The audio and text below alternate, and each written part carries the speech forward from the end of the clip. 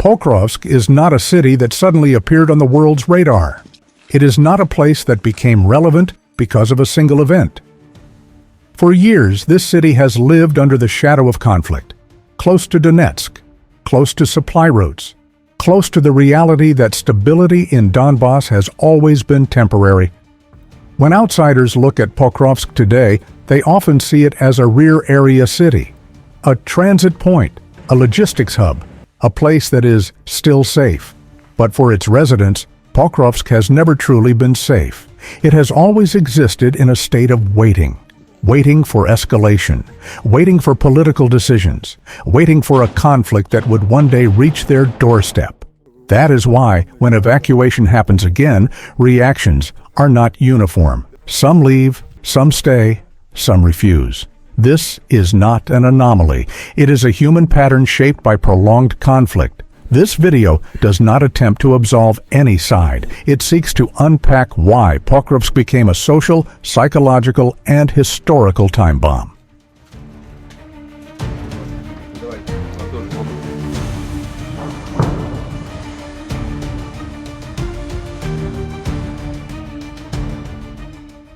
Pokrovsk was born as Krasnoarmeysk. That name was not merely ideological symbolism, it reflected function. The city was built to serve the Soviet industrial system: coal mining, railways, energy distribution, war logistics. In Soviet logic, cities like this were not cultural or national centers.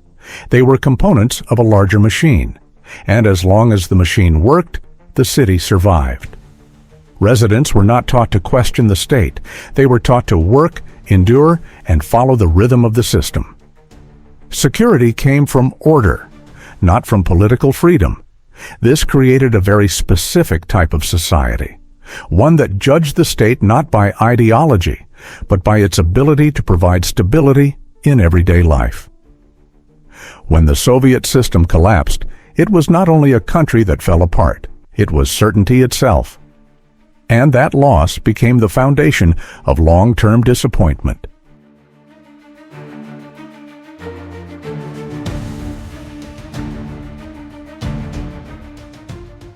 World War II did not simply pass through Pokrovsk. It left scars.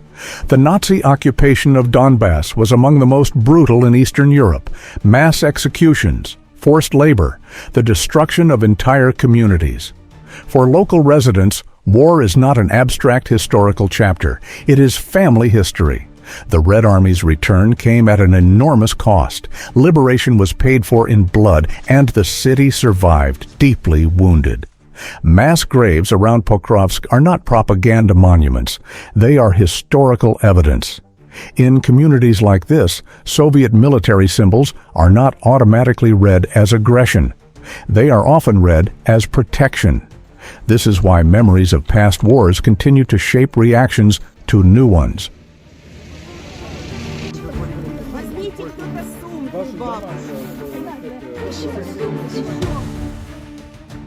When Ukraine became independent, Pokrovsk changed countries on paper. But psychologically, many residents never fully moved. Industry declined, mines closed, jobs disappeared. The new state arrived with promises. What people experienced was uncertainty. For many in Pokrovsk, Ukraine appeared as an administrator, not a protector, a regulator, not a supporter. The Russian language remained dominant. Soviet cultural references endured, and the state felt distant. This was not about hatred toward Ukraine.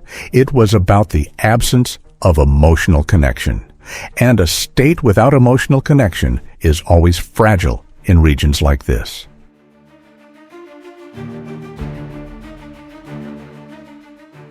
In Pokrovsk, Russian is not a political instrument.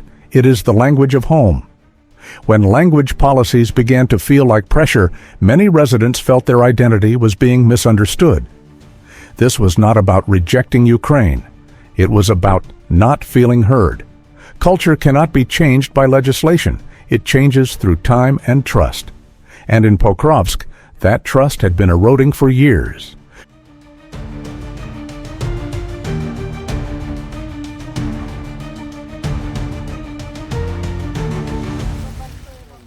The conflict of 2014 did not create divisions in Pokrovsk.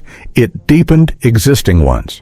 Russia provided support to certain groups. That is a fact, and the conflict escalated into open war. But that support did not land in a vacuum. It landed in a region that had already lost confidence in Kyiv. Some residents supported it, some opposed it. Many simply wanted to survive. This marked the beginning of an identity conflict that continues to grow today.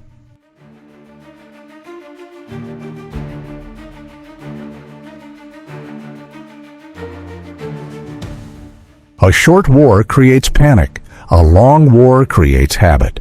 In Pokrovsk, conflict is no longer a shock. It has become background noise. Children grow up with explosions as part of the night. Adults learn to estimate distance by sound, not by choice, by necessity. Under these conditions, human psychology shifts. Fear no longer appears as panic. It becomes exhaustion. And exhausted people do not always respond in ways outsiders consider rational. They do not always flee. They do not always comply. They often simply endure. This normalization of trauma is critical to understand. From the outside, residents may seem passive. From the inside, they are surviving. In prolonged war, people stop asking who is right. They start asking who carries the least immediate risk.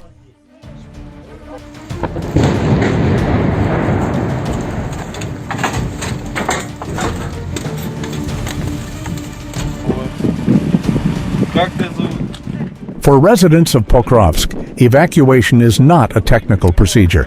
It is an emotional burden. Many have fled before.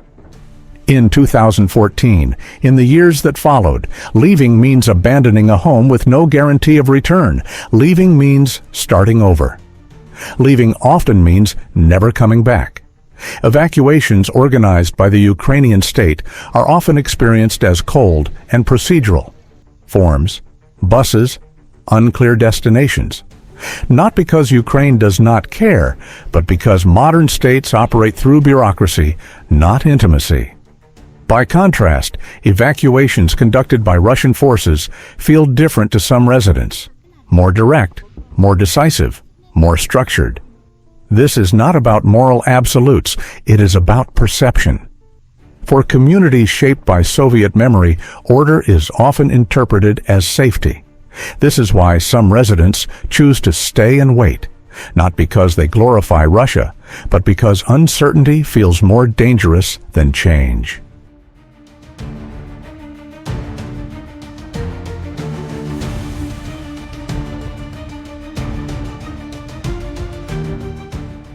External narratives often oversimplify this phenomenon. Those who stay are labeled pro-Russian. Those who refuse evacuation are assumed to be sympathizers. Reality is far more complex. Waiting does not mean supporting. Staying does not mean agreeing. Silence does not mean loyalty. Often, it means distrust of everyone. For some residents, Ukraine failed to provide long-term security. For others, Russia represents a form of stability remembered from the past. But for most, the decision is not ideological. It is pragmatic. Who can end the war sooner? Who can restore predictability to daily life? In modern warfare, civilians rarely have the luxury of choosing what is right. They choose what allows them to survive.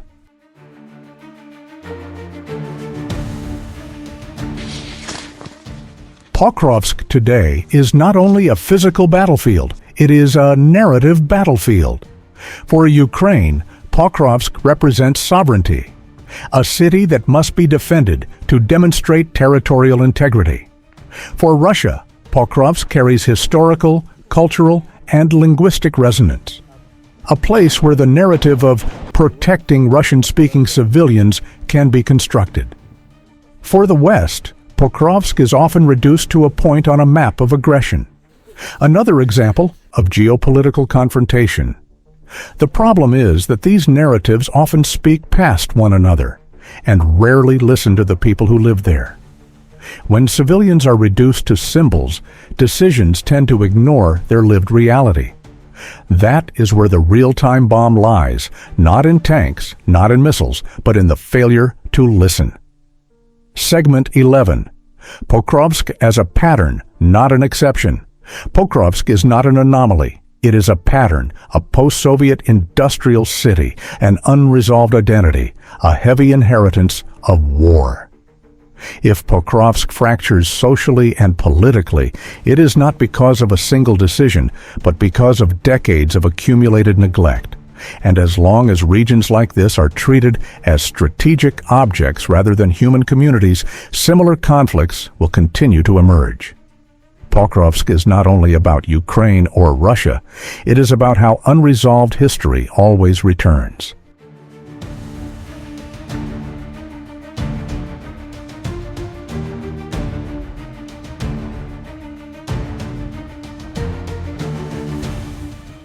Pokrovsk teaches one essential lesson. Wars do not always begin with weapons. They often begin with ignored memory. This video is not made to justify violence, not to glorify any side, and not to simplify human suffering. It is an attempt to understand why ordinary people can appear contradictory, why they stay, why they wait, why they hesitate. If we view conflict only through maps and headlines, we will always understand its explosions too late. In the video description, references are provided on Donbas during the Soviet era, on World War II in eastern Ukraine, on language and identity dynamics after 1991, and on the conflict from 2014 to the present. The purpose is simple. So this discussion stands not as personal opinion, but as historically grounded reflection. If you believe discussions like this matter, not to defend anyone, but to better understand people caught in war, you can support the channel by subscribing, liking, and sharing this video, not to spread hatred, but to expand thoughtful conversation. And finally, a disclaimer. This video is a historical and social analysis. It is not a military report, not a political call to action, and not a justification of violence in any form. History is never neutral. But understanding history is always better than repeating it blindly.